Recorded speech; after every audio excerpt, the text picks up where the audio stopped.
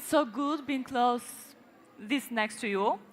And now we move into a part of the program that we are going to shift perspective. Have I your full attention, please? Thank you. So as I said, we move into a part of the program that truly brings today's theme to life, where talent meets opportunity and ideas turn into action. I would call this session from discussion to a personal journey, from multiple voices to one voice that represents a new generation, already navigating this space. Please join me in welcoming Miss Mary Raboji, an AI security strategist, DWS Group, on her keynote on Girls in AI and Digital Leadership. Madam.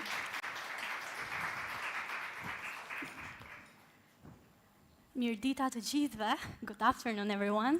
I would have loved to sit there because it looked very relaxing, but I want to see all of you. I was here from the beginning, and maybe you saw the agenda. It was planned to start a bit earlier, so I had the script in my mind about what I wanted to share today. Then I saw and I heard that many of us shared opinions, and I thought, okay, there's something else I can do. First of all, start with a quote, which matches also the change of the agenda. The only constant in life is change. And this is my favorite that I take with me in everything I do. Because that's the only thing that we know for sure. Things will change. Jobs will change, markets, industries. And we are experiencing that right now with AI. Before I deep dive into the topic, I want just to tell you a little bit about myself so you know why I'm here in front of you. I've been told that some of you in the audience are around 14 years old, and I try to remember where I was when I was 14 years old. I was by the edge of the Ionian Sea at the very south of Albania, in Saranda. That's where I come from. And I'm pretty sure most of you know that small town for the amazing beaches and the weather and everything else as a tourist destination. And of course, it is, and it's one of the most important one in the direction. But now imagine a 14-year-old girl living there since 14, 15, 16, 18, with dreams about science, technology, engineering, mathematics. To be very honest, all that was in Saranda for me back then was the public education that I was in. And I thought at that time that maybe I'm missing out a bit. I have no innovation hubs near me. I have no such opportunities like today. Digitalization and internet was not as open as it is for you now. But now, looking back, I know that I had enough to start. My public education and the degrees of the subject I was taking at school were enough of a starting point for one of my teachers back then to notice the potential in me and told me, you should continue learning business informatics. So at 18, I moved to Tirana. I studied business informatics, or informatica economica, as we say it, at the Faculty of Economy. I wonder if any of you are doing that degree now. Can I see some hands? You finished. Okay, so you maybe know a bit what I'm talking about. Personally, for me, the first semesters, I'm going to be very honest with you, I thought I was completely out of space. Because I was competing with a guy, I still remember his name. His name was Cleo. He's now still one of my closest friends. He was sitting next to me, and he was an amazing programmer. Doing programming was his hobby since a teenager, and that guy was incredible. He already started to work on the side of the degree, and I felt like, what am I doing here? I'm competing with someone I'm not even close to. So I felt like maybe this was not something I should do, but maybe it was not something that girls could naturally thrive in, until one specific lecture. And it's really funny how I remember the exact moments, but I'm pretty sure all of you have those exact turning points in your life. It was a professor in one of the lectures, a very well-known CTO of a well-known company in Tirana, that brought a use case scenario in the auditorium and asked who has an idea on how to solve it. I was very shy back then. I still am sometimes. I'm working on it. But I decided to raise my hand and give it a try. And I remember his answer was exactly this. He said, You don't have to come to the final exam. You passed with a 10 out of 10. And I was shocked. I studied. I went to the exam because I thought it was a joke, and I still needed to pass by the rules. But that's what he said, and that told me something very important, that I didn't have to compete with Cleo, with the guy sitting next to me that was incredible in programming. I could collaborate with him and add the special skills that I could do better. And that's how I realized that information security, AI now, and everything else that we're doing in ICT, it's not really one box fits all. It needs all of us. It needs all the colors, all the different skills, all the diversity. So one thing that I want to tell you as an advice at this point of what I shared so far is self-awareness. It's very important, and I highly recommend it, to stop sometimes and just stay with yourself and think about what are your very special skills that you can thrive and what are the things you want to work on. It's very natural for people in general, but also women more specifically, to think that if you are naturally good at something, perhaps that's not a skill, because it's so easy, right? Like, I can do it easily, so it's not, everyone else probably does. But actually, it's not the case. Something that you are naturally very good at could be your edge to compete in a, frankly, very competitive market. And the other thing is you will realize what are the things that you are passionate about and identify what are the weak points that you want to study further. In that moment, just go and ask. It's highly important, and that's why I mentioned, not for no reason, my teacher back in high school and my professor in university, just to let you know that there are people out there, and actually even my invitation here is thanks to one person, who will just identify you in different rooms and give you a hand for whatever reason, even if it's just for a learning experience that will later translate into something better and bigger. So don't be afraid to start where you are right now and to go and ask.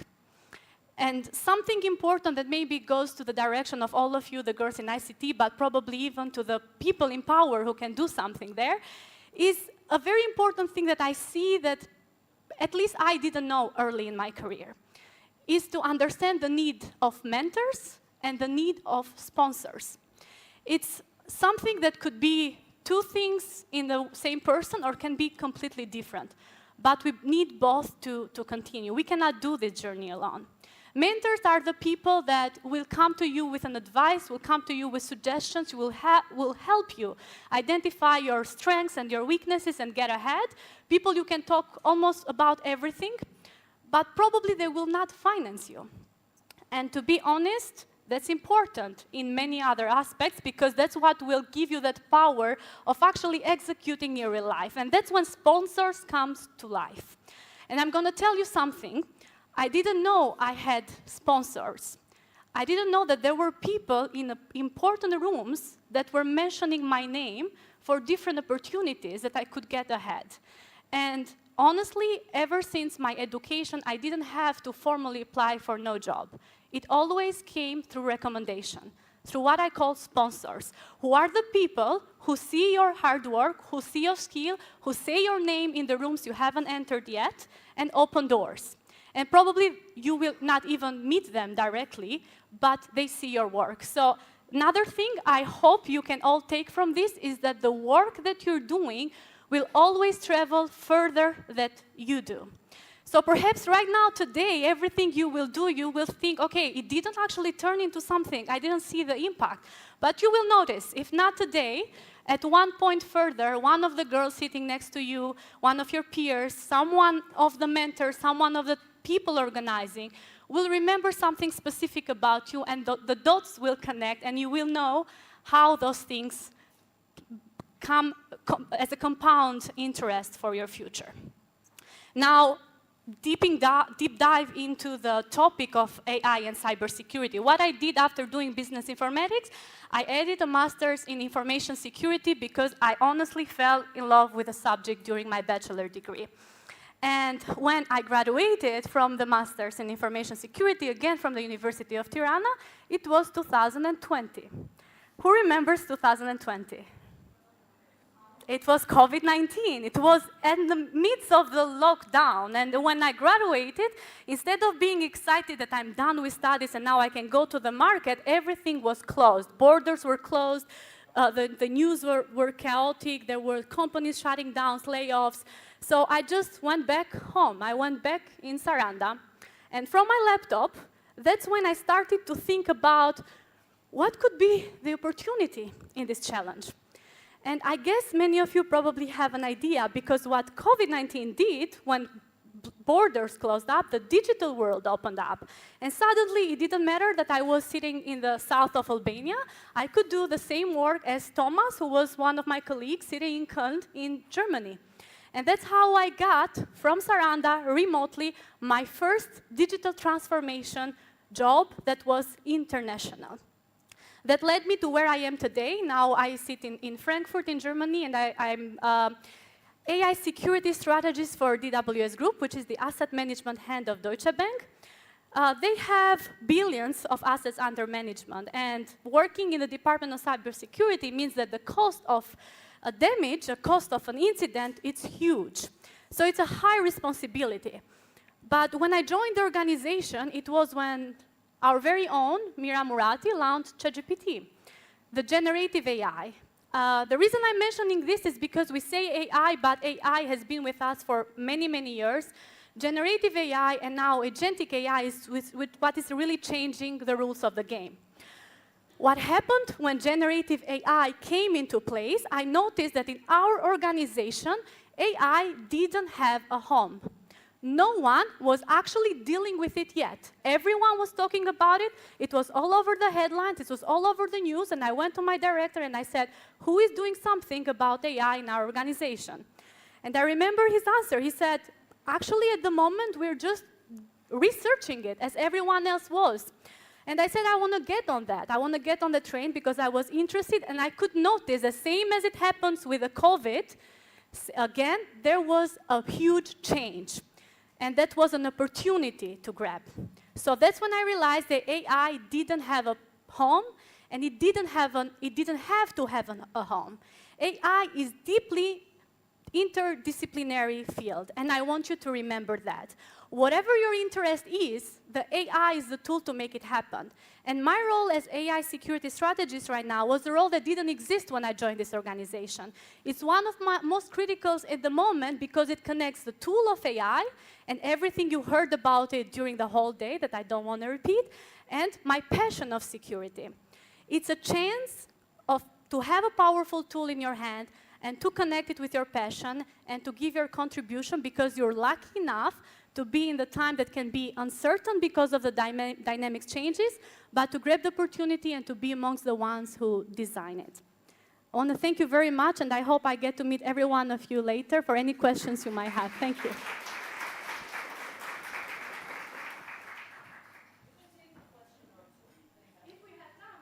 Yes. Okay, this is about what I said about raising a hand in the auditorium. If you don't do that, it means I failed as a presentation. Any questions, anyone, or any comments, or anything you have in your head that you're wondering? I think we have mics, right? Okay, so there is one there.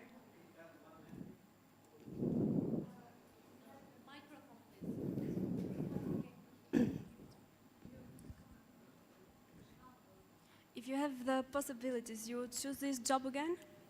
100 times. And for a very specific reason, because as it was mentioned during the day, information and communication technologies, again, are tools. And as I mentioned, you can connect that with any passion you have. If you are passionate about social sciences, if you are passionate about, I don't know, filmmaking, poetry, whatever it is, it's a very important industry because whatever you have there, in your very unique skills and wishes, you can connect with the tool and you can make it happen. So I would greatly recommend it, and I would myself do it again for sure. Thank you for the question. Can we take another one? Do we have time?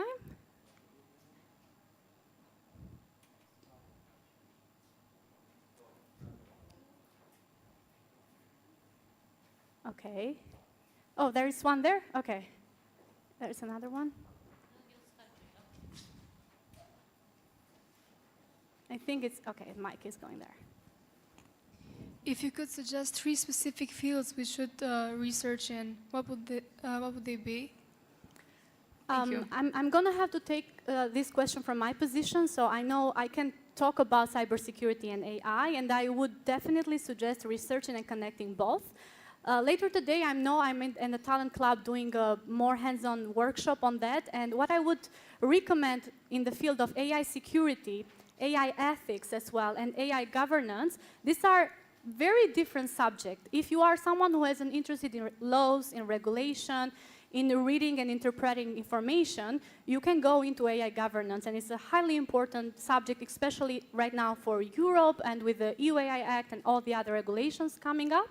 If you are interested in something maybe more hands-on, more specific, and you have the passion of cybersecurity, AI security is both AI for security, using AI for defense, and also security for AI, making sure the AI systems that are developed are secure. And AI ethics, if you have an interest for social sciences, there is a huge potential right now, not to be repetitive of what was said earlier, but also huge support globally for anyone that wants to be in ethical AI.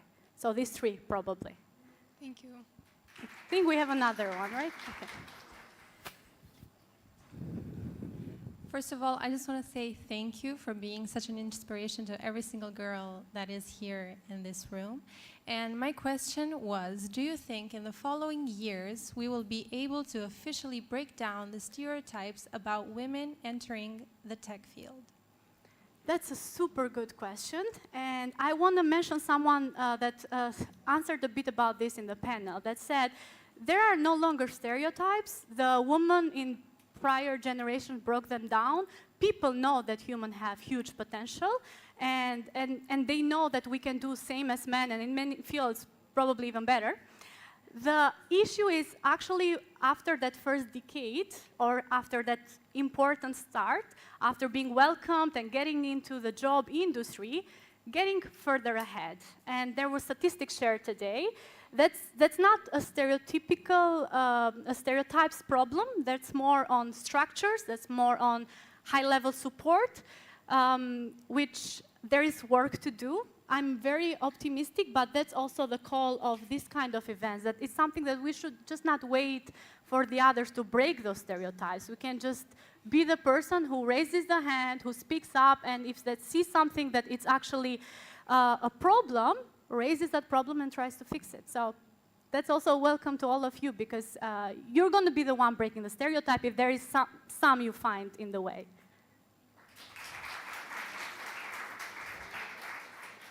We can take another one, I think? Okay. Of course. Congratulations, really impressive. I hope they got inspired the same as me. Indeed, I'm working a lot of in this field as well, but in order to go to the girls here and connect to your experience, you mentioned before, how about inclusivity?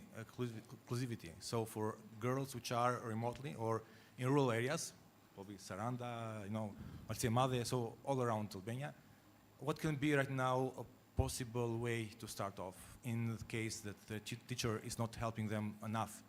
So labs or downloading tutorials, so how this can be one of them. And second is, in order for AI sovereignty. So we're talking about big, let's say, players, but can girls here invent probably some AI embedded or AI fractal, so something which can be really made in Albania, done from girls. So thank you. Thank you very much for the question. First of all, I'm honored by the comment, and it's a question coming from a man, a gentleman, in the room full of the girls. To the first question about what we do for the women in rural areas, that definitely hit home. There is an issue that I still see, and I still think we need to do more on giving them the same access. The good thing is that I hope I'm correct when I say that devices and internet should be at least everywhere. And honestly, if you have that, you have the window to the world. So if you get the access to at least someone who can tell you what to research on Google, you could get an access that is not much different from someone on the other side of the world. But definitely that requires decision makers to make sure that that laptop and internet has reached everyone. We have to close. So the second question I can take offline. Happy to. Thank you. Mary, thank you for your inspiring speech.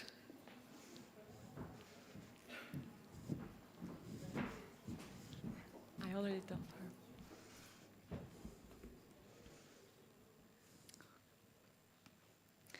From this room, we now extend the conversation further. This moment takes us again into a shared global space. Different places, shared ambition, different message, but the message is consistent. Here in Albania, but across borders. In this context, we are also honored to acknowledge the presence of His Excellency Ambassador of Brazil to Albania, Mr. João da Bajara de Oliveira Jr., as well as His Excellency Mr. Gendi Bendo, Ambassador of the Republic of Albania to Brazil, following us. Thank you so much for your presence.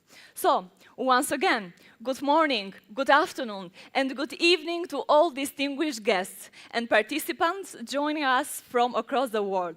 It is my great pleasure to welcome you to the global celebration of International Girls in ICT Day 2026 under the theme AI for Development, Girls Shaping the Digital Future. Today, we connect Tirana, Albania, and Brasilia, Brazil, bringing together diverse voices in a truly global dialogue on the future of technology. This celebration, organized by the International Telecommunication Union in cooperation with the National Cybersecurity Authority of the Republic of Albania, as well as the National Telecommunications Agency, and the Ministry of Communications of the Federative Republic of Brazil, reflects a shared commitment to ensure that girls and young women are not only included in the digital transformation, but are actively shaping it. As artificial intelligence continues to redefine our societies and economies, we must ensure it is developed in ways that are inclusive, ethical, and representative of all.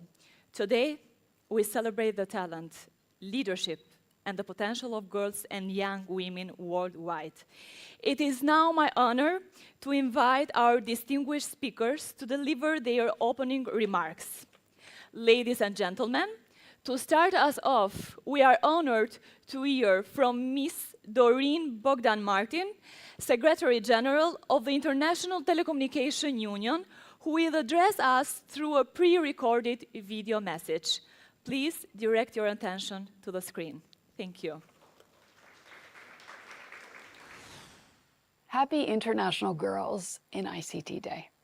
To those of you in Tirana and Brasilia, and everyone joining from around the world, this is the 15th anniversary of this initiative.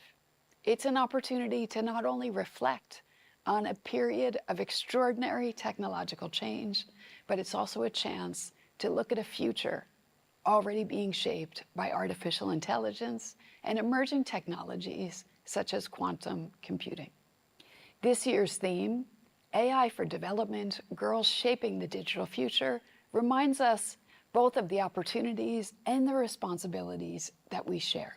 Because while technology is advancing rapidly, inclusion isn't keeping pace. Today, women make up only around a quarter of the global AI workforce. 77% of men use the internet compared to 71% of women. And recent data from ILO shows that women are more exposed than men to the impact AI will have on jobs. These are more than just statistics. They represent voices missing from innovation and talent missing from opportunity. This is why your role as policymakers, educators, industry leaders, and partners is so critical. We must work together to expand access to skills, invest in education, support mentorship, and create pathways for girls and young women to thrive in digital and emerging technologies. Let me speak directly to the girls joining us today. The future of technology is not something that happens around you. It's fully within your power to shape it. You belong in this space, so be curious and ask questions. Learn new skills, especially those related to artificial intelligence. Try new things, even if they seem difficult at first, because every line of code you write, every idea you explore, every problem you solve with digital technologies brings us closer to a more inclusive digital future. To everyone else joining us today, let us use this 15th anniversary to celebrate and to ensure that every girl, everywhere, has the opportunity not just to participate in the digital world, but to lead it. Thank you. We thank the Secretary General for her inspiring message. It is my honor now to introduce Dr. Cosmas Lakison Zavazava, Director of the Telecommunication Development Bureau at the International Telecommunication Union, who will do the opening remarks of this celebration, joining us here from Tirana. Director, the floor is yours.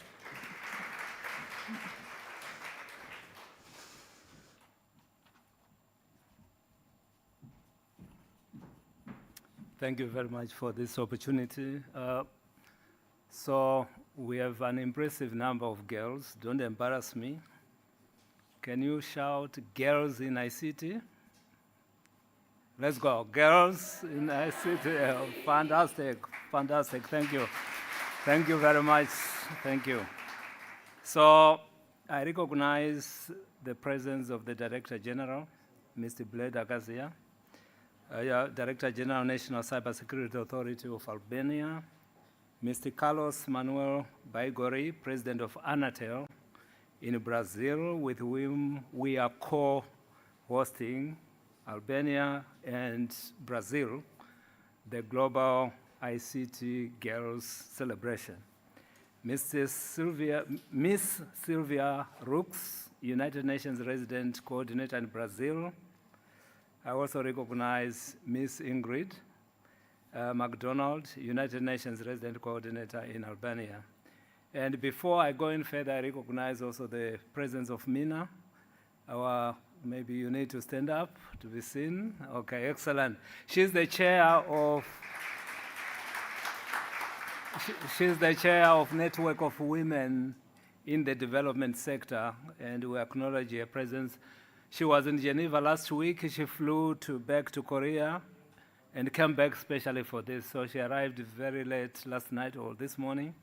So thank you very much and welcome. Distinguished partners, colleagues, the young ladies in the house and those in Brazil, I would like to welcome you today to this very special day made for you to recognize you as the drivers of change. It is really a true pleasure for me to be associated with the 15th anniversary of the Global Girls in ICT Day, which ITU proudly launched in 2011. I am delighted that this year's theme is AI for Development, Girls Shaping the Digital Future. And it comes just soon after the adoption of a unique resolution at the World Telecommunication Development Conference held in Baku, Azerbaijan, where for the first time a resolution on AI for development and other emerging technologies was adopted. And we are grateful to that. So the title of my speech breaks with the tradition, with the theme.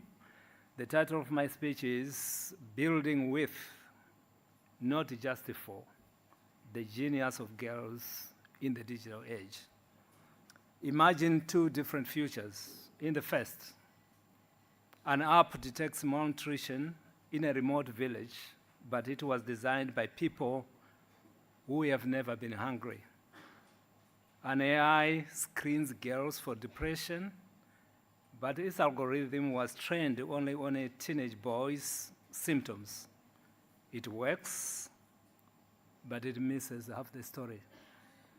In the second future, a 14-year-old girl in Jakarta codes a chatbot that helps her friends report bullying safely. A young woman in rural Kenya trains a crop prediction model using her grandmother's knowledge of rainfall patterns. She does not just use AI, she shapes it. That is the difference between AI for development and AI led by development's true experts. It's girls.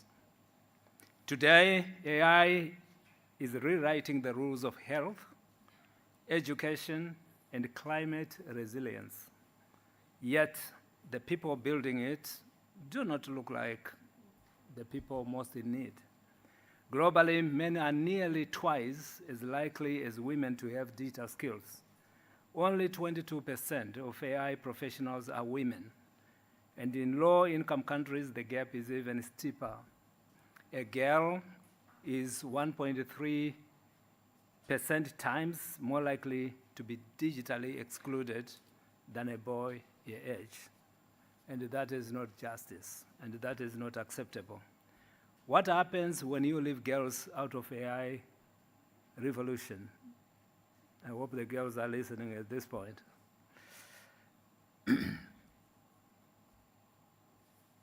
We get biased facial recognition. Health algorithms are misdiagnosing female patients, and job platforms that recommend women for lower paid roles, automating inequality instead of solving it. And I think the solution, girls should not only be users, they should be makers. But here's what gives me hope. When a girl learns to code, she does not just get a job skill, she gains a lens. She sees problems that adults see. We have seen this happen. In India, a team of schoolgirls built an AI tool to detect early signs of depression in classmates because they noticed teachers never did. In Brazil, girls in a favela trained a computer vision model to identify trash-blocked drainage channels, helping prevent floods. In Uganda, a 17-year-old created a voice-based AI assistant for farmers who cannot read because she remembered her mother struggling with written guides. That is not charity. This is research and development. Girls are the best low-cost, high-impact innovation labs we have, and I think it is our duty to invest in them. So how do we move from talking to doing? Because words are sweet, but food is better. First, access. Half the world's girls still lack internet or a device. Let us make public Wi-Fi, digital labs, and coding clubs in every school a development priority, not just a luxury. And second, trust. Stop teaching girls to be careful consumers of tech. Teach them to be critical builders. Give them open source tools, mentorship, and crucially, the freedom to break things and rebuild them. And third, scale their solutions. When a girl builds an AI model that works in a community, do not file it as a beautiful, nice story to read. Fund it, deploy it, put her on the panel that decides national editorial tech policy. And as I conclude, a wise engineer once told me, AI is like a mirror. It reflects back whoever built it. If men build it, it will reflect men. If girls build it, it will reflect the interests of girls. Right now, that mirror is showing us a world run by a small, privileged few. But if we give girls the keyboards, the data sets, and the seat at the table, that mirror will show something extraordinary. It will show a girl in Lagos diagnosing crop disease. It will show a girl in Manila translating emergency alerts to their deaf neighbor. It will show a girl in rural Peru teaching AI to speak Quechua. That is not just AI for development. That is AI as a development. And it will shape and be shaped by the girls sitting right here in this room, sitting in Brasilia, and sitting elsewhere in this world. Thank you very much. Thank you, Director Zavazava, for your opening remarks and continued leadership in advancing inclusive digital transformation globally. I now have the pleasure to invite Mr. Bledar Kazia, Director General of the National Cybersecurity Authority of Albania. Sir.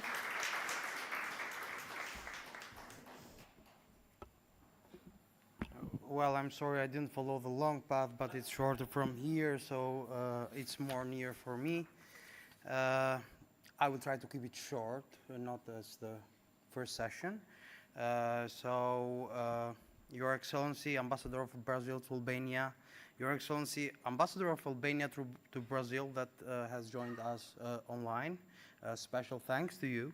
Distinguished representatives of ITU, Excellencies, ladies and gentlemen, and I want to stop a bit to thank Ingrid here for all the wonderful job that she has done in Albania, not only with this initiative, but also with other initiatives. It means a lot for us and for Albania, so hopefully your good job will continue.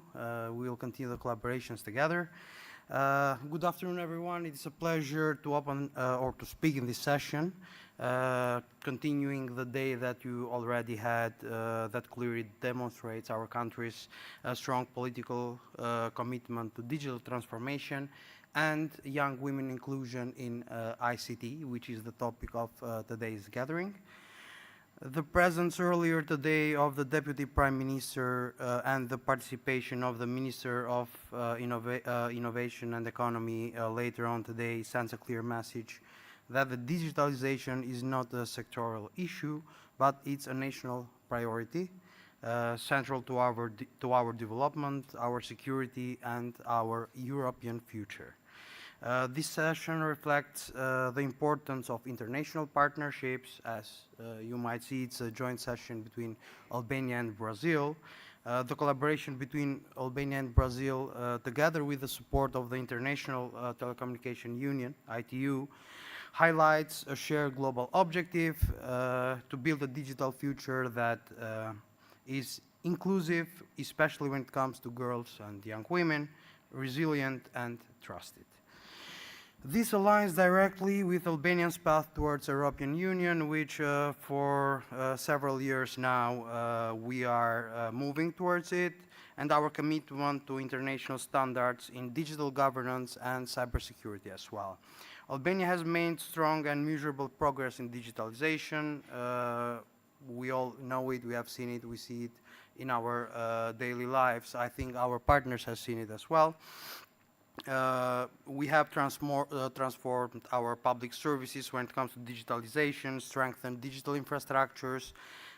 We have positioned technology at the center of governance, and the reforms that we have done in the digital ecosystem have increased efficiency, transparency, and citizens' trust. But we are not stopping here. We will never do that. We will continue stronger than ever. We will continue to invest, to modernize. We will continue to align with European and global digital standards. At the same time, we are clear that the digital progress must include everyone. And I think Albania has done a lot. We have never, let's say, seen, in my opinion, the inclusion of girls and young women, not only in ICT and digitalization, but also in every aspect of our public life and public institutions' work. We have supported and we will continue to support girls and young women in technology. This is not just a matter of inclusion, but it's a strategic investment that will pay us, I'm sure, in the near and far future. Because a digital future that excludes talents is weaker, so we don't want our future to be weak. Empowering girls in ICT, cybersecurity, artificial intelligence strengthens our national resilience, our innovation capacity, as well as our global competitiveness, which we have done a lot lately.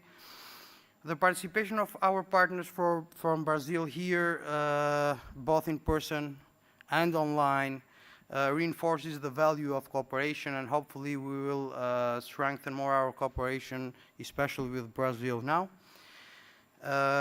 Albania will continue to move forward with clarity and ambition. We will advance digitalization, strength and inclusion, and we will contribute to global digital ecosystem in order to build trust, cooperation, and equal opportunities for everyone here in this room and outside of this room, nationally, regionally, and internationally as well.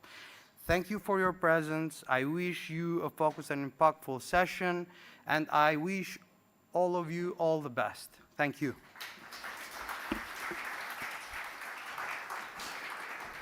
Thank you, Mr. Kazia, for your valuable insights. It is now my pleasure to invite Mr. Carlos Manuel Baigori, President of the National Telecommunications Agency of Brazil, speaking straight from Brasilia.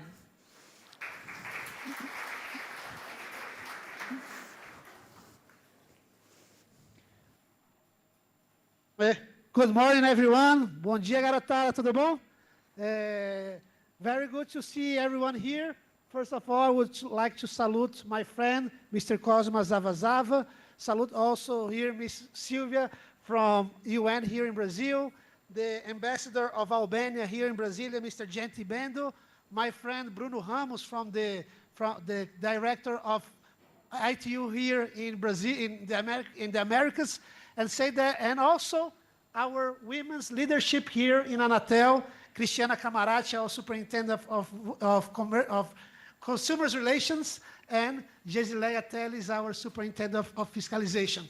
Well, I won't take so long talking because they just served my coffee and I don't want it to get cold, and also I don't want you to get sleepy, and I just wanted to tell you that's a great honor to be here again in another Girls on ICT Day, and say that you girls are the most needed right now in our industry, in the shaping of the future of AI, in the shaping the future of our digital world and our digital economy. The sector, telecommunications sector, the digital sector needs your vision, your capabilities, your sensitiveness, and needs your leadership. Because what we see in our institutions is that we get much more efficient, we get much richer when we have the participation of women in the high-level decision-making parts of our institutions. That's true in ITU, with the leadership of Doreen Borgadin Martin, our Secretary General. That's a truth here in Anatel also, when we had the presence of Cristina Camarati in our Board of Commissioners, and that's, I'm certain, is a truth in all the institutions of our digital world. So please see yourselves as the future of our industry, as the future of the leaderships of the digital world and the digital economy. The world needs you a lot, and you are the ones that can effectively bring change and make AI, make the digital economy much more inclusiveness, much more human-centered. We need you, and please feel comfortable and be a part of the future of digital. Thank you so much.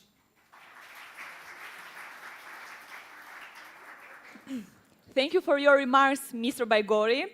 I now have the pleasure to invite, again from Brasilia, Ms. Silvia Rux, United Nations Resident Coordinator in Brazil. Madam, you have the online floor.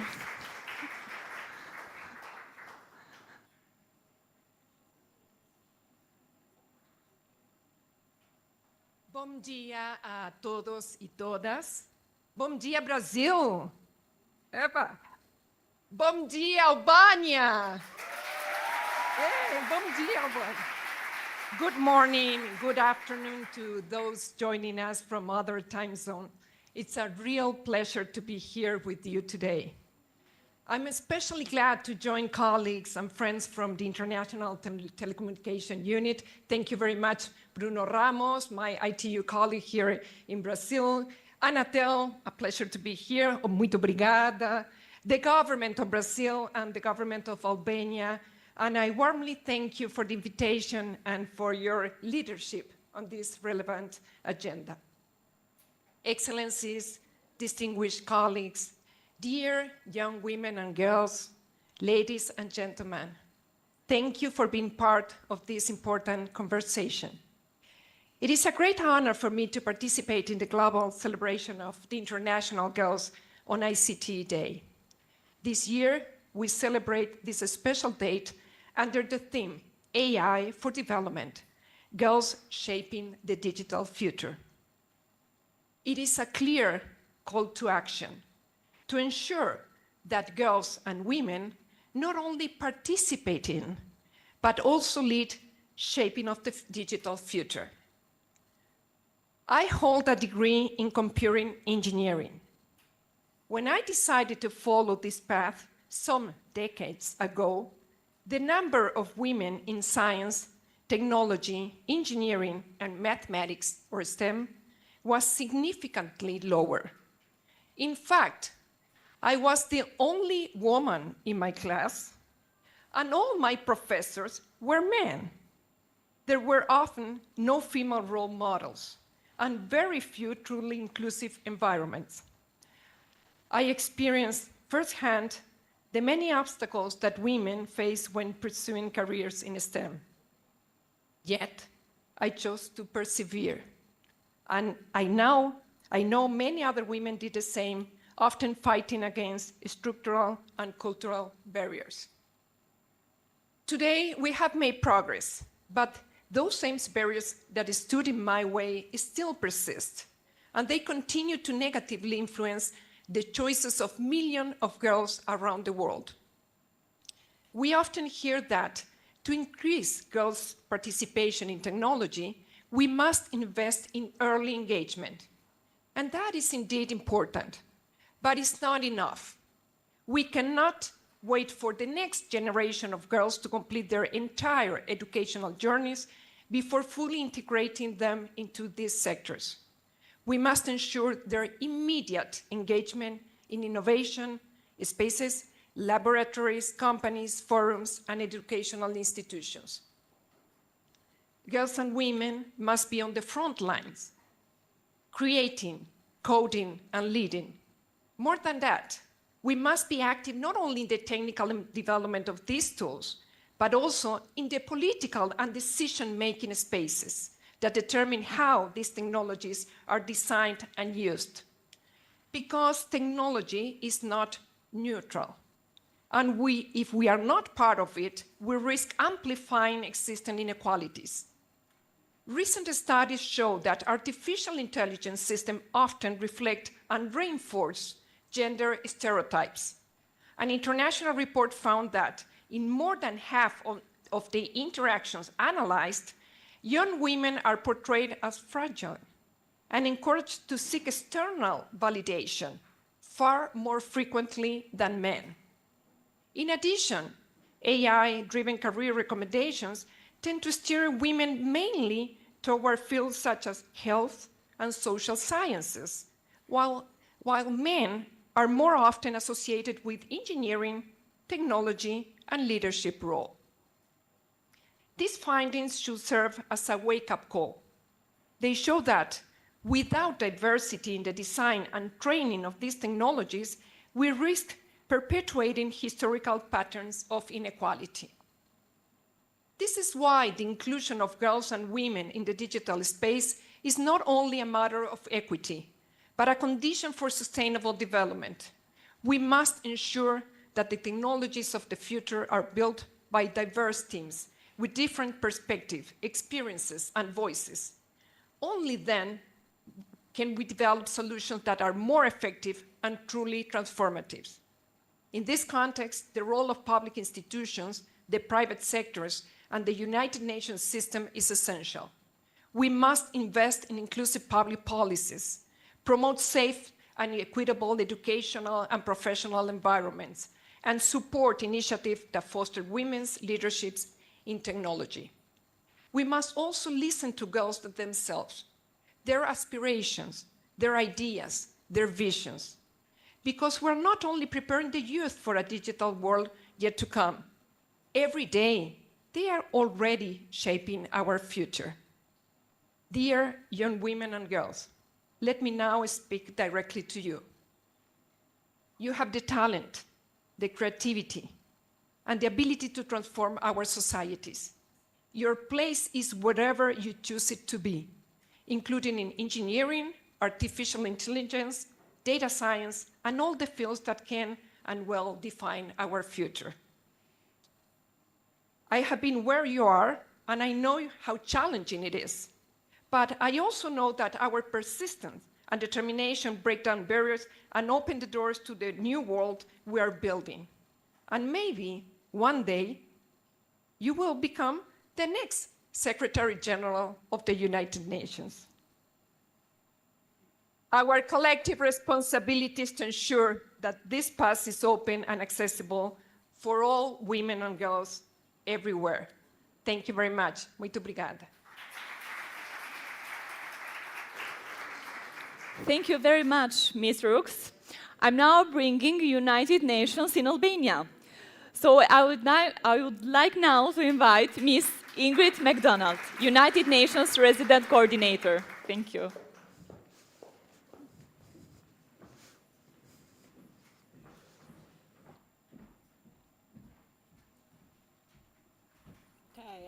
Following Sylvia is a very difficult ask, actually. That was brilliant.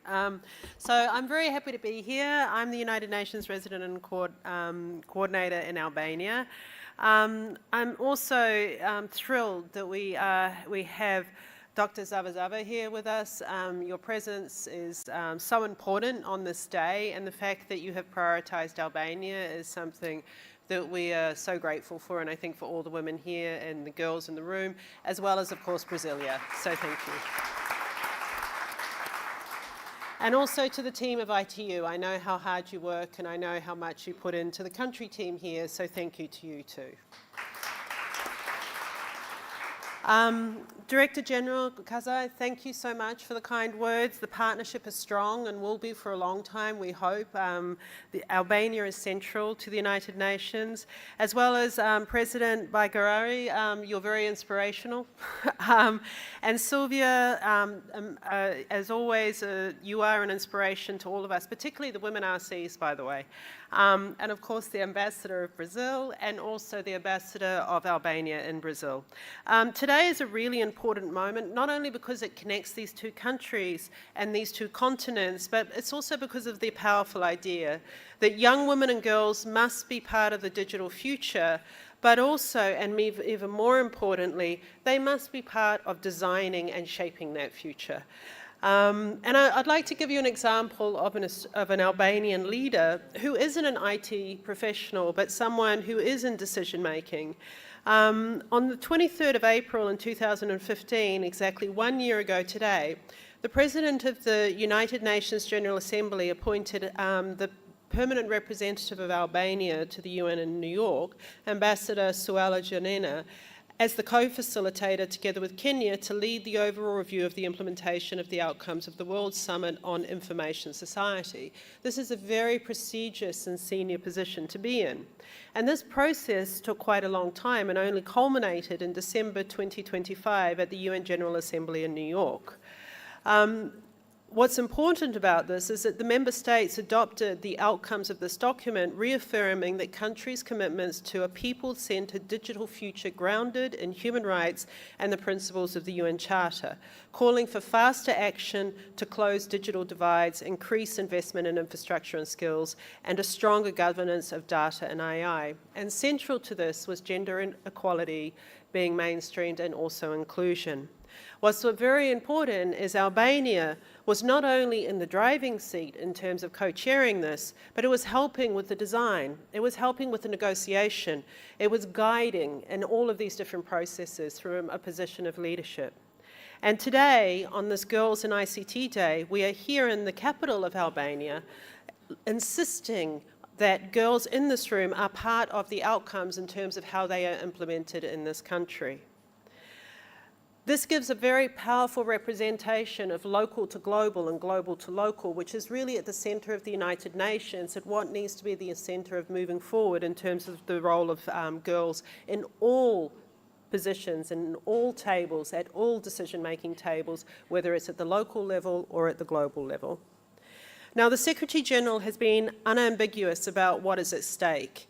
He has very clearly stated that the question is no longer whether AI will transform our world. It already has. It already is. The question is whether we will govern that transformation together or let it govern us.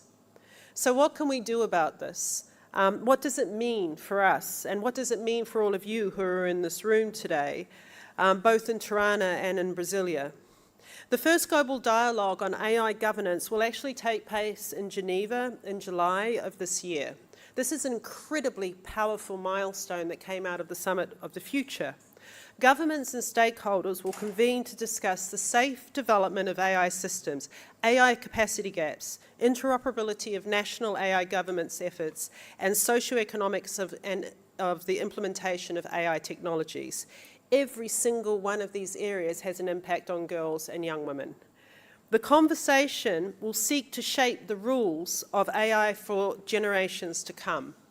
The voices of young women from Albania, from Brazil, from everywhere in the world must be part of this dialogue. They must be part of that table and that conversation, because these rules must be written together with girls and young women, not about them and not without them. Only with them.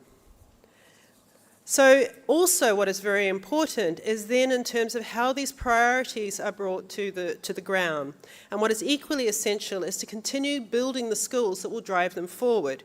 We have heard today a very powerful example in terms of the resident coordinator in Brazil, how she started out as a computer engineer and now she's at the highest position in the country for the United Nations. But the priorities are important to invest in. We need women who are in code, who are audit algorithms, who ask the hard questions, whose data is being used for the various purposes. And we need young women in cybersecurity because the systems that are being built today will protect or they will expose the most vulnerable in our societies, who are often women.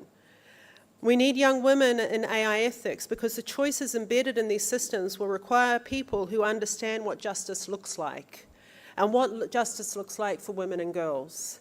And so, because as we know and we've heard repeatedly from the speakers today, it's about how we bridge the gap. If it's only men and boys designing these algorithms, designing these systems, using the AI, then the solutions will follow.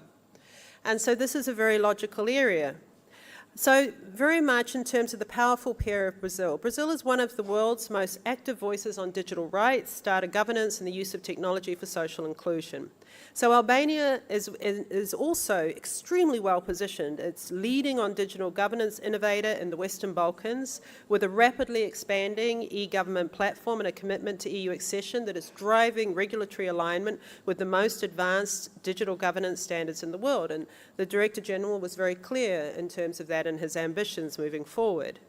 This is a huge opportunity that connects these two countries. So I'd really like to close, because I know we want to actually listen to the main star attractions of the inspirational young women leaders here. There's really two simple messages.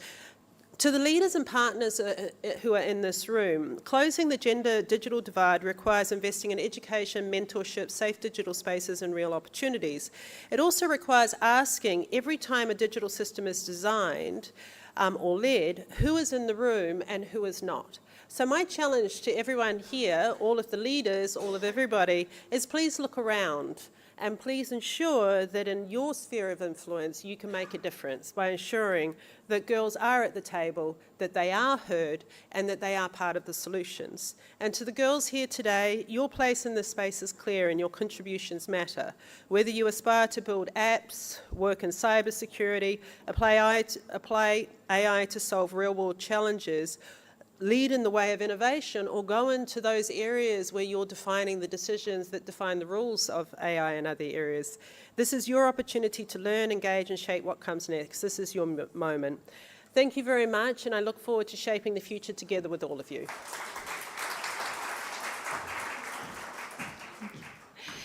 Thank you to all our distinguished speakers for their thoughtful and inspiring contributions. At this point, we would like to invite all speakers and participants present in Tirana and Brasilia to join us for a group photo to commemorate this global celebration. I'm kindly asking the girls, please, to turn around and see the camera, as well as the speakers to come with me in front of the camera, please. Director?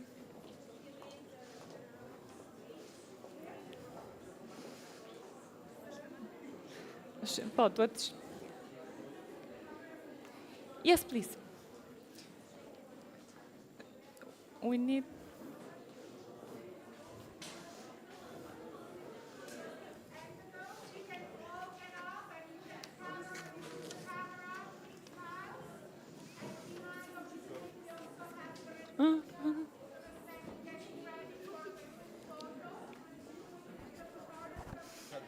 Spongriam dot.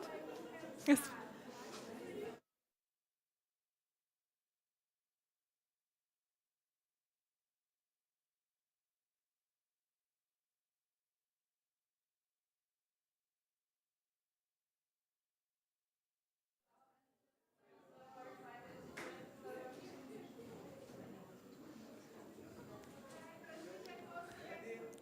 Yeah.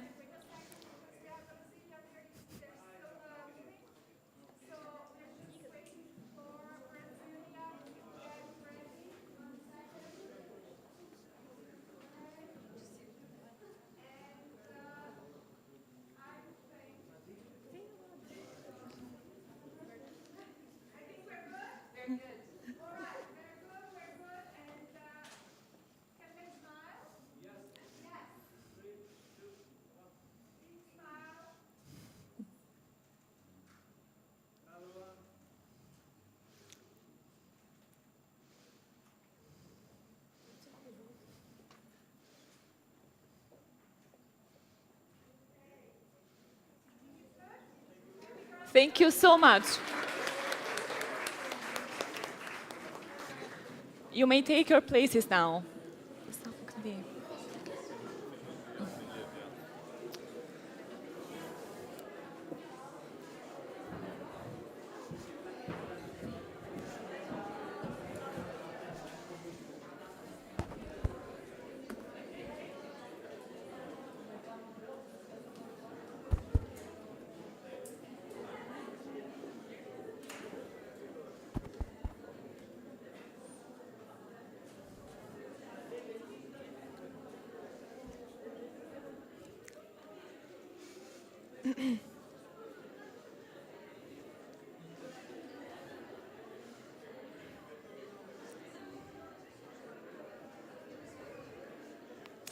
So thank you, and I hope we captured a moment that reflects the spirit of today.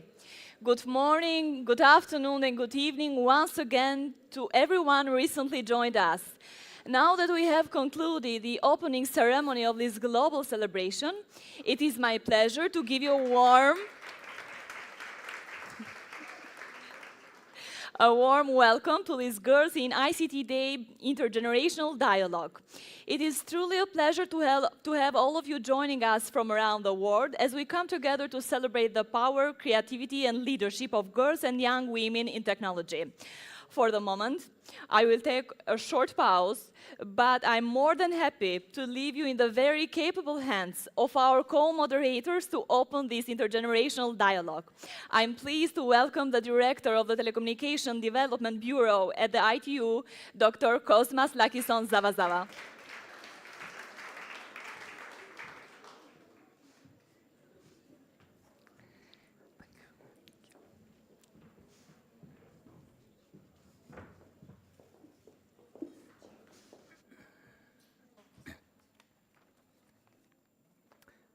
So good morning, good afternoon, ladies and gentlemen.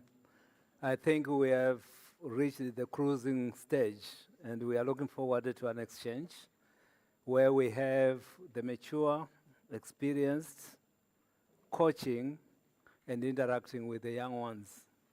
Normally, the tech-savvy are the young girls, and the mature ones probably are trying to catch up with the technology as well, but they have from the University of Life, a lot of experience. So I would like at this stage to invite Miss Lydia Kanga. She's our master of ceremony, yes, but my co-moderator, where is she? Yeah, okay.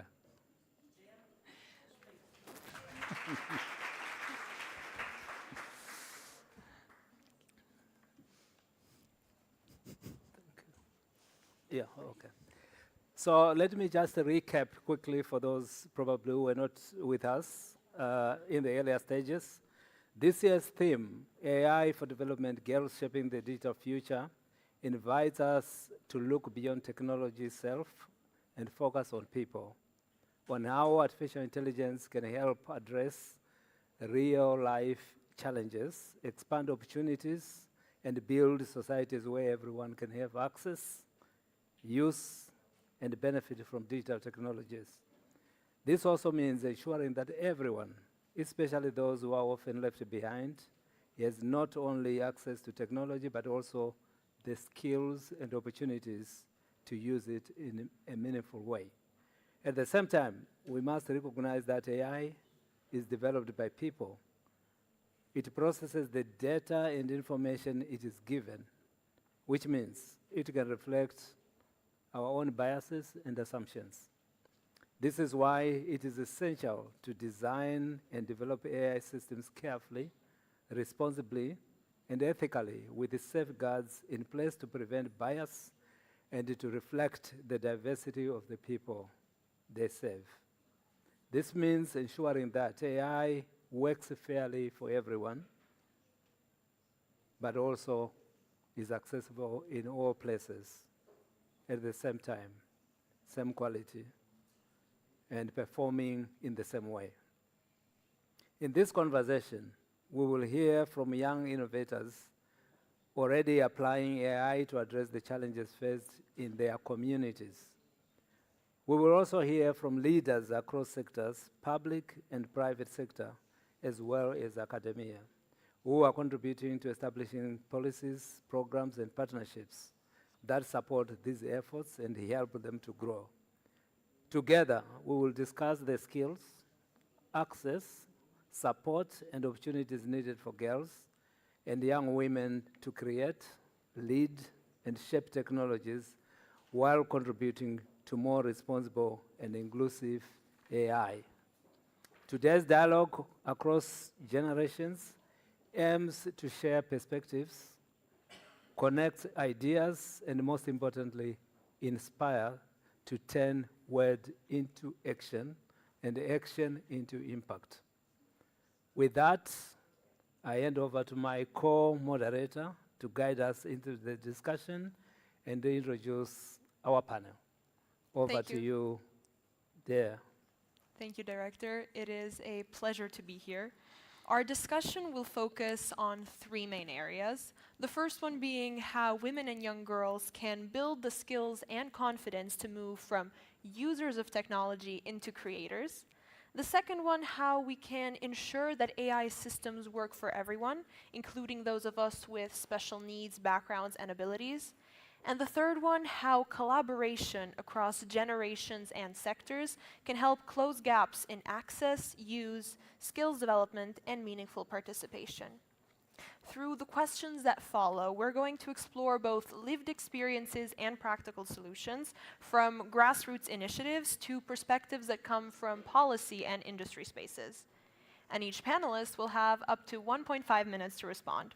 So allow me to briefly introduce our esteemed and very inspiring panelists.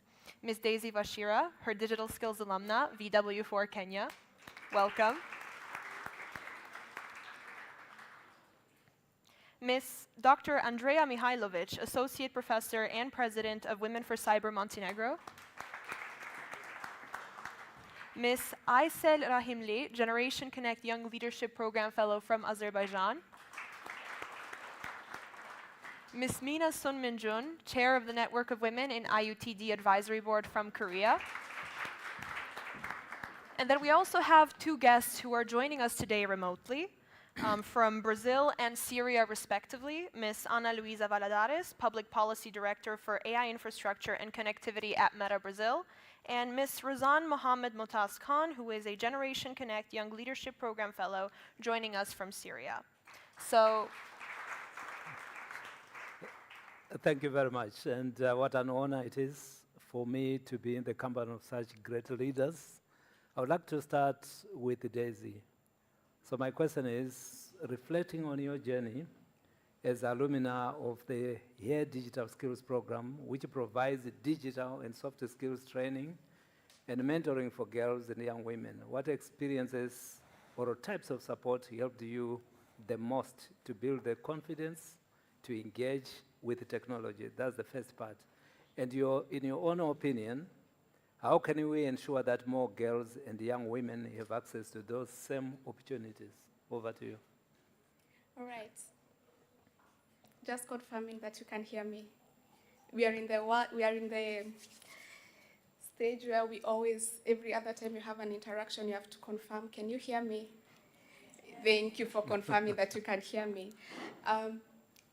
I feel very privileged to be responding to that and to share my perspective and my experience from the program, because yes, indeed, the program gave me more than just confidence in tech. It gave me access to skills, it gave me access to guidance, and most importantly, it gave me access to community. I was matched in the program with a mentor who was originally from Kenya, and at that time she had taken her studies in the United States and was currently living in South Africa. And she opened my mind to the possibilities in this field. And beyond, because I think and I believe that you don't need somebody who has lived the exact lived experience that you have, but you need somebody relatable enough to show you the possibilities and also to keep on encouraging you and reassuring you that you are in the right path. Beyond my experience with the mentor, I was also able to support the program by coordinating training opportunities and training workshops for other young girls and women, which reaffirmed my position. It reaffirmed my capabilities in the field and my position in the field. And beyond that, I also got access to other opportunities like this one, and started with the Global ITU Youth Summit in Kigali. And beyond that, so many other opportunities followed, both locally and internationally. And I think the most important of them is that currently I work with Women's World Wide Web, W4, which is one of the co-founders of the initiative, supporting other girls and young women to access these trainings. And in my perspective, and having been in this field now, I would say mentorship and support system for young girls to build systems, mentorship and support systems for young girls in the field, because relatable role models are enough. And secondly, I would also say we need to come up with pathways that enable girls and supporting ecosystems that enable girls to translate the skills and the learnings that they are taking into real income generating opportunities to help them build agency and leadership in the field. Thank you. Thank you very much. Can we give a round of applause?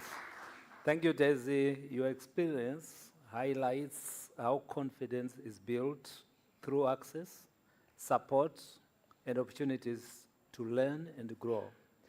This reminds us that enabling girls and young women to engage with the technology requires strong support systems around them. Building on this, education also plays a key role in shaping not only our skills, but how technology is understood and applied. And over to you there. So we're going to complement on Daisy's perspective a little bit. We talked about skills and education. So now we're going to turn to academia, which plays a key role in preparing the next generation of innovators and shaping how technology is understood and developed. Dr. Andrea, from an academic perspective, how can universities and research institutions better prepare girls and young women to pursue STEM education and ICT careers? And then additionally, what can be done to help them better understand emerging technologies like AI, engage with them meaningfully, and contribute to shaping a future where these technologies are responsible, secure, and ethical?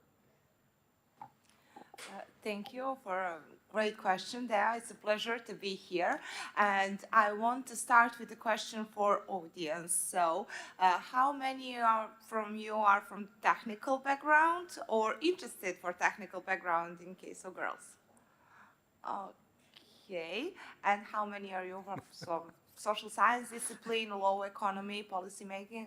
Okay, and that distinction is the starting problem for this topic of cybersecurity and AI development, because we perceive cybersecurity so long as just a technical field, but cyber risks are now not limited to just technical. They are more social, economy, even geopolitical issues, and that's the reason why we cannot keep this isolated.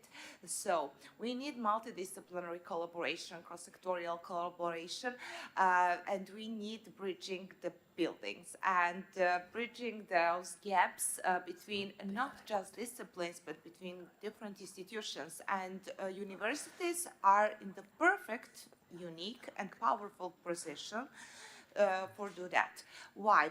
I will mention an example of my university. I'm assistant professor at University of Montenegro, which is the state and most reputable university in Montenegro, with more than 20,000 students.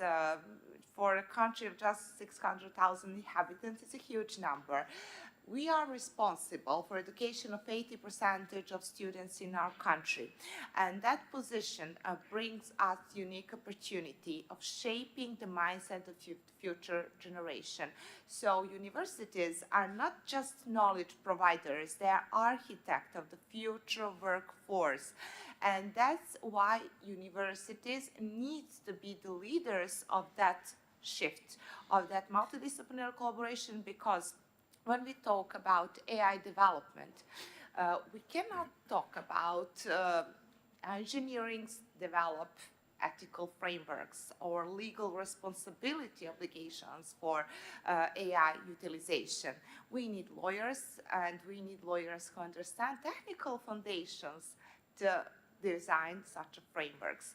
And if we are stuck and if we are keep limited to just technical fields or just social science field, we are not educating experts, we are limiting them. So that's for now. Thank you, Dr. Andrea. As we said, this truly shows that education is not only about developing the technical skills, but in a way it's about fostering critical thinking and responsibility in how AI systems are developed and used. At the same time, it's essential that these technologies are developed in ways that are inclusive and responsive to diverse needs across society. So over to you, Director. Thank you very much. So I want to move on to ICL. As a Generation Connect Young Leadership Program Fellow, through your project and the platform Access Path, you are expanding opportunities for persons with disabilities and underserved communities. Given that AI is recognized as an accelerator and facilitator to incorporate data accessibility standards and requirements into products and services, how do you ensure that it is designed and programmed in a way that is ethical, and inclusive, does not unintentionally exclude the people and communities it aims to serve. Over to you. Thank you for this question. Thanks for the opportunity, Mr. Zawazawa. And well, as a founder of Access Pass, my main goal is to hear and ask what they need from unheard groups and undervalued groups. So my main goal in Access Pass actually is not building something with AI, but building something valuable and integrating AI so that it can accelerate the process during the learning process of the users. So what I did, I just talked to a lot of people. I created my user group, and I didn't act like they're just only users. I act that they're not only testers, but also builders of this website. And we built with their data, with their output, with their feedback. So we understood that they need only accessibility, simplicity, and also inclusive design in their website. Because, you know, most AI solutions fail because AI solutions need high digital literacy, and also AI solutions need very good internet access. But we're talking about the people who don't have the chance to learn digital training and digital skills. We cannot talk to them that, okay, here you go, this is AI, use it. So we need to make them trust what you gave them as a website, as an output you give, and then talk to users and learn their problems regarding learning process, what they need, and then making the AI solution will help in your projects and what you build in the future. Thank you. Thank you very much, and thank you for keeping to the time. So this is a strong reminder that inclusion does not happen automatically. It must be intentionally designed and built into technology from the outset. It also highlights the importance of creating enabling environments that ensure these principles are consistently applied across systems and sectors. Over to you there. On the topic of inclusion, we're going to go over to Mina from a member state perspective and drawing on your extensive experience as rapporteur for study group question 7 on digital accessibility to ensure inclusive communication. What role do you see emerging technologies such as AI playing in improving communication for all groups in society, and especially those more vulnerable groups? And additionally, what can policymakers do to ensure that girls and young women are actively encouraged to participate in the digital society and economy, and how are they meaningfully involved in shaping it? Thank you. So you are giving me 2 questions, so I assume I have 3 minutes, right? Instead of 1.5 minutes.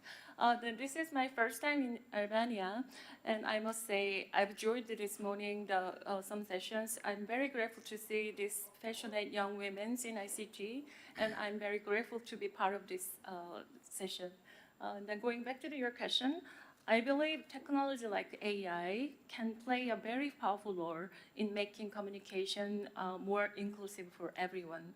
From my experience working on digital accessibility, I have seen that many people still face barriers to communication, including persons with disabilities and older persons, people living in remote areas, and those with fewer opportunities.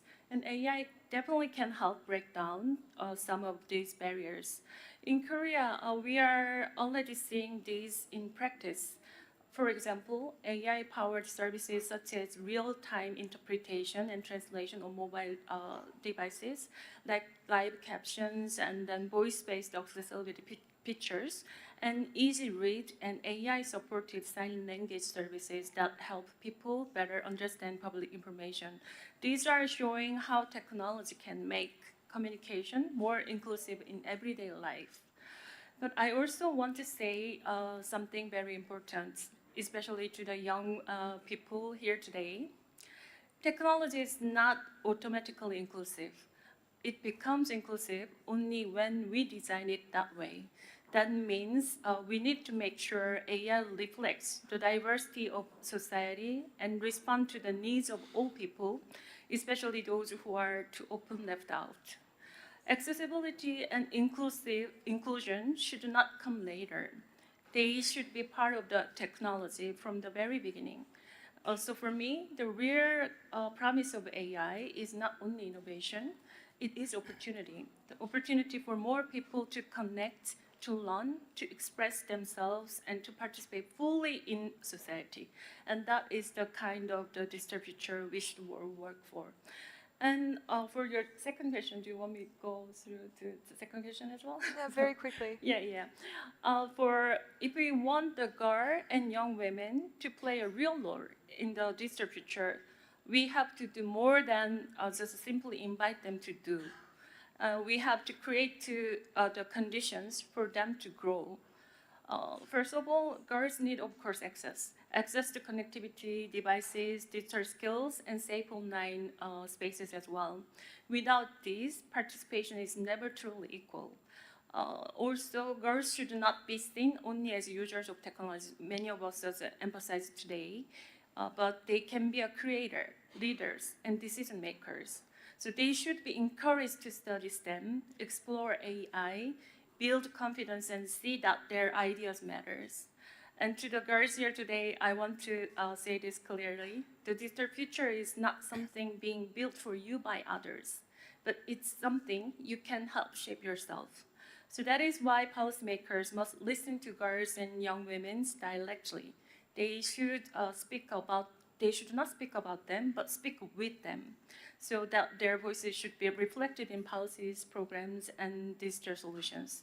So when girls and young women are empowered to participate fully, our digital future becomes not only more inclusive, but also stronger, smarter, and better for everyone. Thank you. Thank you. Yeah, this underscores the potential of AI to enhance inclusive communication across diverse groups, particularly those in vulnerable situations, while also highlighting how important policymaking is in fostering this enabling environment where girls and young women can meaningfully participate in the digital society. Director? Thank you very much. Thank you for all your interventions. I want to fly to Brazil, and I want to invite Ana Luisa. So my question is, from an industry perspective, what concrete actions can companies take to ensure that young women are not only included in the design and development of ICT solutions, but are also empowered to play an active role in shaping these technologies? Over to you.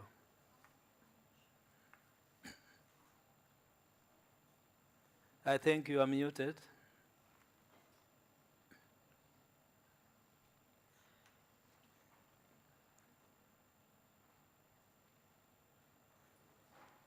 Can we have audio?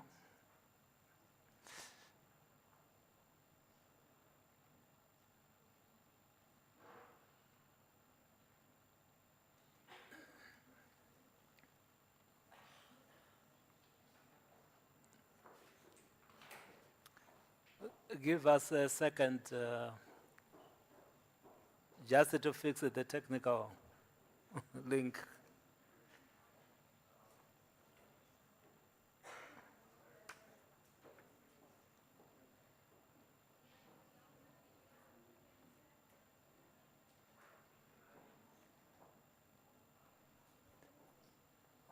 Ana Luisa, can you say something?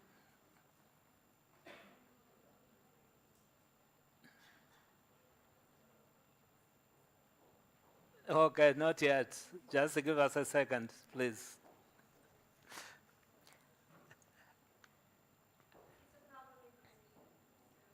Okay. Should we move on to the next online guest? Okay. We also have another guest who is joining us remotely from Syria. If we can move over to Razan. There. Please go ahead. Okay, wonderful. Razan, can you hear us? Hello. Yes, I can hear you. Okay, wonderful. So you're a Generation Connect Young Leadership Program Fellow, And through your project, Riva AI, you're using AI to analyze respiratory sounds and support early detection of health conditions, which is amazing. So from your experience, how can young people move beyond just using AI tools to actually building AI solutions that respond to their own needs, but also the needs of their own communities? And what helped you take that first step personally from idea to implementation? Oh, thank you for having me today. And for me, first thing you need to know that you need to find the main challenge you need to do, and you need to solve the new way.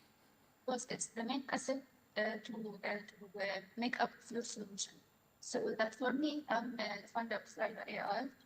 Riva AI is an AI platform that uses AI to detect respiratory disease and respiratory voices, to analyzing respiratory voices like breathing or so this platform is very useful for women in our community that we have problem that we have that high cost of going regularly to medical clinics or hospitals to check about their respiratory health, so that they don't go until their situation is very critical. This solves this problem of high cost and long destination between their home life in underserved communities, and also the high cost of going clinics. Also, this platform will solve the problem with all kinds of people, like normal and impaired people, by the feature of converting text to voice, so that the impaired people can just use their voices to analyze their diseases. And for the second question, what made me to take the first step is like a master degree project. And it was like just a research, and after participating in this YLB program led by ITU and the whole company, I was able to take the first step because they opened the whole ecosystem from funding to mentorship to guidance, so that people can take the first step and get the brain they need to solve the problem in their community. Thank you. Thank you very much, Razan. We had a couple of problems with the audio, but just for a quick recap, she was talking about her experience as part of the program, how that helped her shape, the project, and how innovation in itself became more meaningful when it's responding to real needs within communities. And it also brings together so many of the elements we have already talked about today, such as skills, confidence, inclusive design, or supportive ecosystems that enable young people not only to use technology, but to also shape it. And so before we close, I would like to invite each one of our speakers to share one short message in no more than 1 minute, please. Can you wait just a second? Yes, sure. Sorry to interrupt. So we do apologize because Ana Luisa was about to make an intervention, but on the Brasilia side, Your Excellency, not your fault. We have a technical problem, but she had shared with us what her intervention was going to be. So she was going to tell us that industry has a critical role to play, not only in including young women in the design and the development of ICT solutions, but in actively empowering them to shape these technologies. Through concrete opportunities such as training, employment, and mentorship, companies can turn potential into meaningful participation while accelerating both innovation and inclusion. Can we thank Ana Luisa for... Over to you there. Thank you very much. From our panelists who have joined us here today, we would like each one of you to share a short, no more than 1 minute message. And this is going to be a little piece of advice or encouragement for girls and young women around the world who are curious about AI. They're curious about digital technologies, and they're wondering how they can find their place in shaping the future. So I'd like to invite each one of you speakers to briefly share. We could start from Mina, please. Thank you, Darren. So to all girls and young women here today, I would like to say this. You do not need to wait to be ready, and you do not need permission to belong in technologies, but you are only due And then AI and technologies are shaping our future, but that future should not be shaped by only a few. It needs your ideas and your voices and your perspectives. And so step forward and use your voice and help shape the future you want. Thank you. Thank you so much. Over to you, Daisy. Thank you so much. To the young girls and also the women who already lead in space, in this space, the trailblazers, I think my message would be, it's already clear and evident that we are ambitious, we are curious, we are intelligent. I'm emphasizing that we have what it takes to thrive in this space and not just to seize the opportunities. So my message, and coming from the discussion that we've had, we need to acknowledge that for us to thrive in this digital space, we not only need the technical skills, we also need to work on our human skills, our soft skills. And by soft skills, I don't mean being shy, but more being bold. We need to have a distinction. And let us not be afraid to grow as we go, because you may think cybersecurity is all about mastering the back end of it all, but as you go, you realize there is so many domains in the same field. So let us not be afraid to grow as we go. And when we get there and we have those opportunities, let us shine when the light is cast upon us. And when we shine, let us reflect it on other girls who are watching us and watching the space. Thank you. I love this message, really. Dr. Andrea, what would be your message towards girls? AI is not neutral. It reflects the people who designed it. So the key question is, who is missing from that process? Don't let that process miss you, because currently we have just 24% of women in ICT and European level. I'm talking about cybersecurity. And I think we are ready to change that shift from security by design to inclusivity by design, because AI learns from the past, from historical data. So if we don't want to repeat yesterday's mistake, we need to change our present in order to change our future. And it won't build ethical AI system, we need inclusive AI system. Thank you. I said. Well, my favorite part to give a motivational speech, 1 minute, to women and young girls. Well, first of all, I'm not going to start with believe in yourself, because I know it's hard to believe in yourself, and we know that most of women have imposter syndrome, and they sometimes think that it's not enough and it's not suitable for them.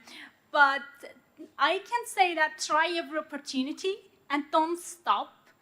Like, if you like something and if you want to do something, just go and do it and try everything, because like there are a lot of opportunities in the world, and they are for you. They're not for only for some people. And I am right now here because I followed my heart and I applied to GCYLP last year and I won the grant and I built the project, and thanks to ITU, I am here right now. So you can do it also. Don't let other people and other words stop you, and just do it and be proud of yourself. Thank you. We're flying back to Brasilia. We think we might have solved the issue with the audio. So Ana Luisa, we would love to hear your message for young girls today. How would you encourage them to participate in the digital society? Well, thank you, everyone. I'm glad that we finally solved this technical problem. It's very likely in every tech conference that I join, we have some of that. Anyways, thank you, Director Zavazava and Ms. Dea. Meta has directly supported girls in ICT programs for many years. And for me, it's a pleasure and an honor to join this important conversation today.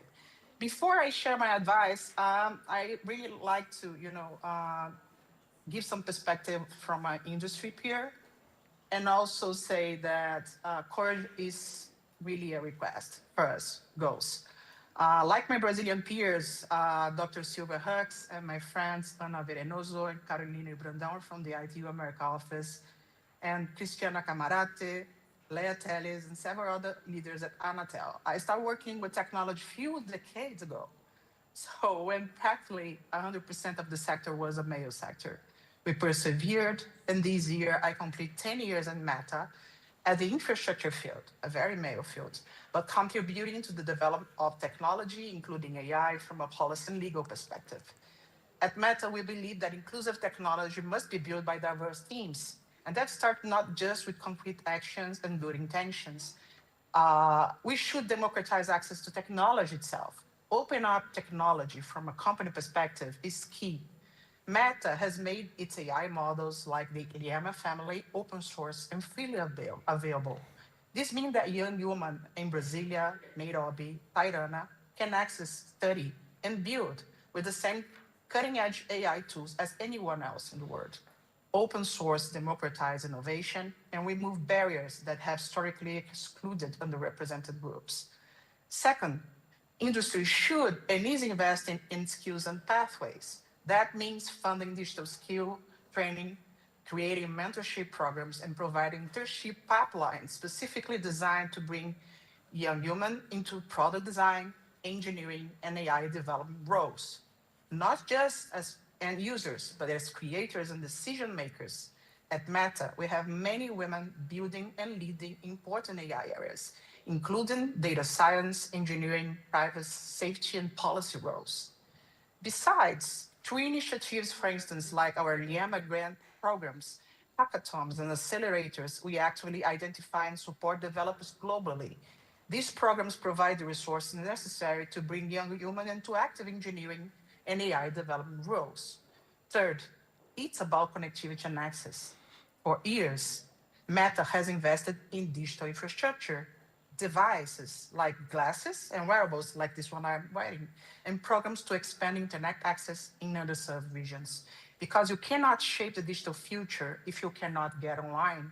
Inclusion starts with access, and companies have a role here.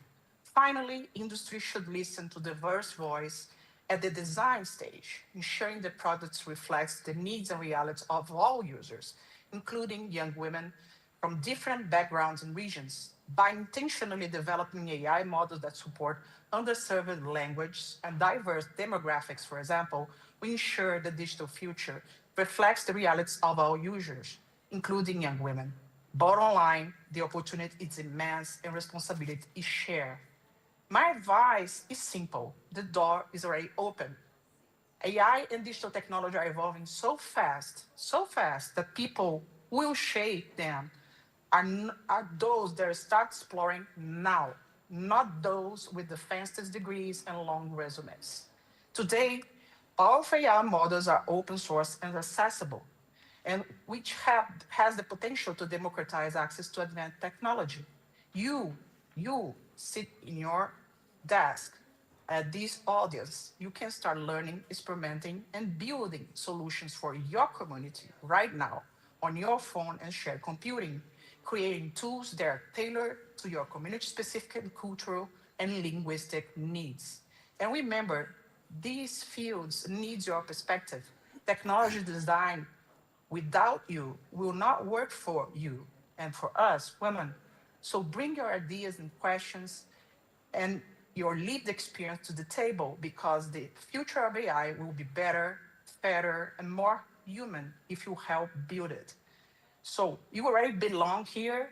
We are, let's say, embracing these circles for many years. It's still a very male environment, but let's do what this panel is inviting us to. Let's be bold and ask questions and ask for our place at the table. I thank you for the invitation to be here today and collaborate with ITU and Anatel. Thank you very much. Thank you for the insightful message. And we're going to close it off with Razan from Syria. For for me, my advice for all of you, women and girls in all world, don't be afraid of the complexity of artificial intelligence, and that artificial intelligence will take our jobs and will take our careers. Because no, artificial intelligence is not the main asset. The main asset is our mind and the challenge we have and the solution we need to do. And artificial intelligence and AI tools, it's just like a language we use to write our own story, and a tool we use to find our own solution and change the world with each other. Because the digital world is not something we need to go to, it's something we need to build ourselves. So just be brave, take the first step, and don't let anything stop you from achieving your ambition. Thank you. Thank you very much.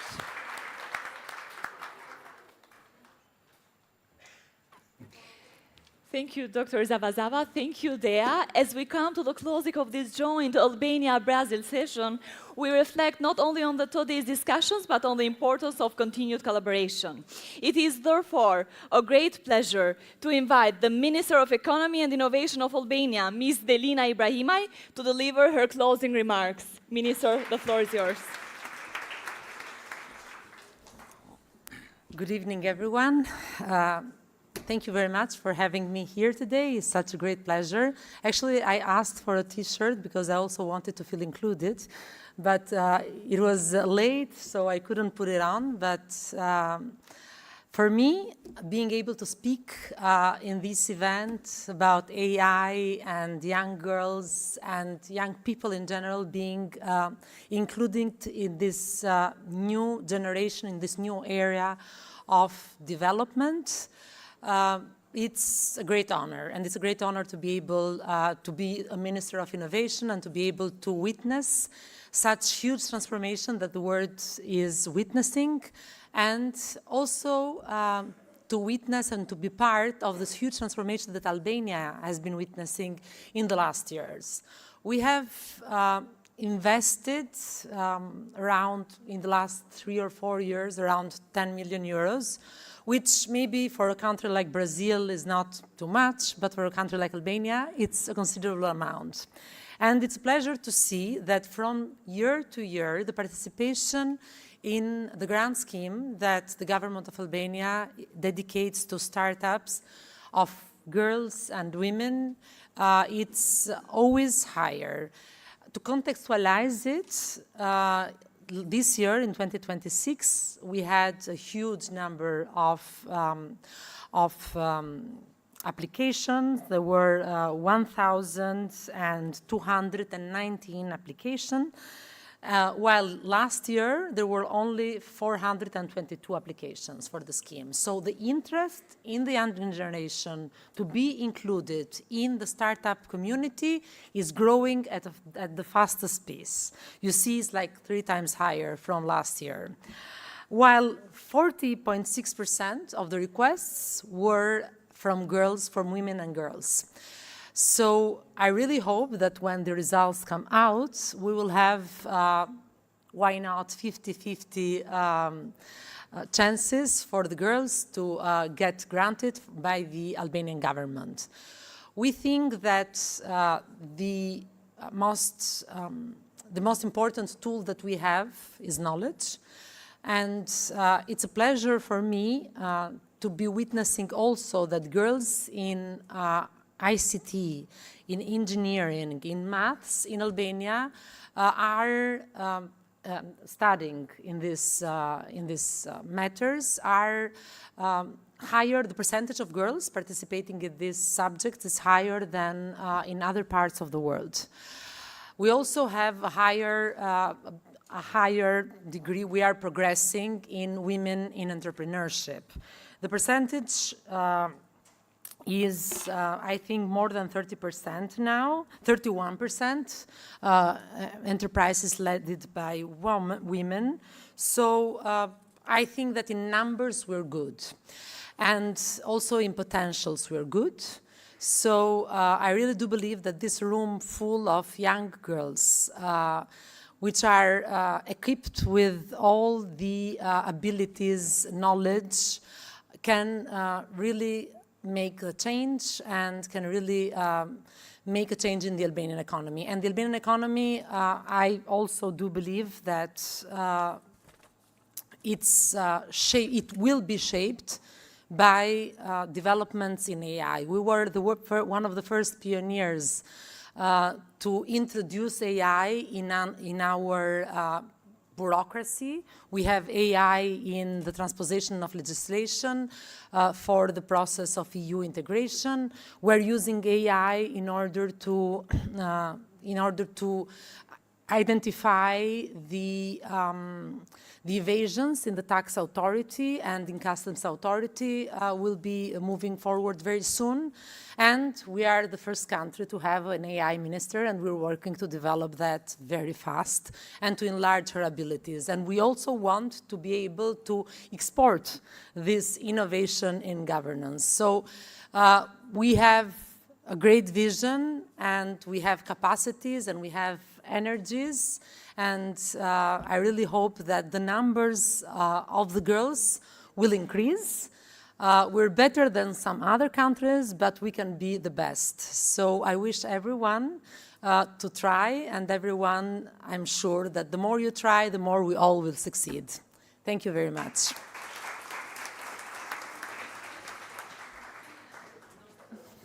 Thank you, Minister. Now, to continue this joint closing and to bring an additional international perspective, it is now, once again, my pleasure to invite Director of the Telecommunication Development Bureau at the International Telecommunication Union, Dr. Cosmas Lakison Zavazava, to share his closing reflections. Director, the floor is yours. Thank you.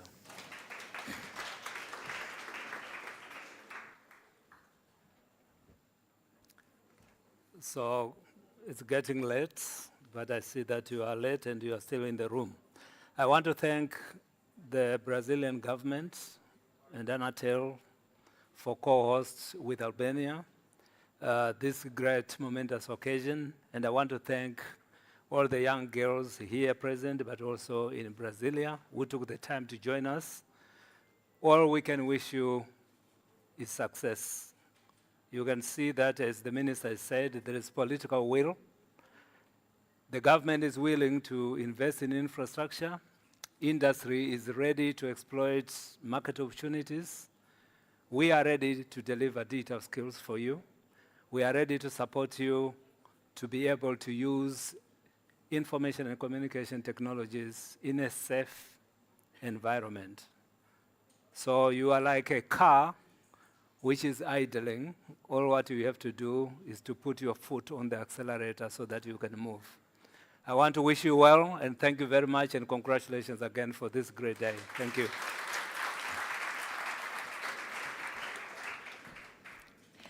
So, we started today with a clear theme: AI for development, girls shaping the digital future. And throughout this day, across every conversation, we have seen what that actually means. Not just access to the technology, but presence in decisions. Not just participation, but influence. Because the digital future we talk about is already being built. And AI, as powerful as it is, will only be as inclusive as the people sharing it. That's why today matters. Not just as a celebration, but as a reminder that in a connected world, inclusion is a choice we keep making. From Tirana, Albania, to everyone joining us across countries, across time zones, allow me to give a huge shout out to the extraordinary girls in ICT who are paving the way for today and for tomorrow. Thank you for your dedication, your passion, and your commitment.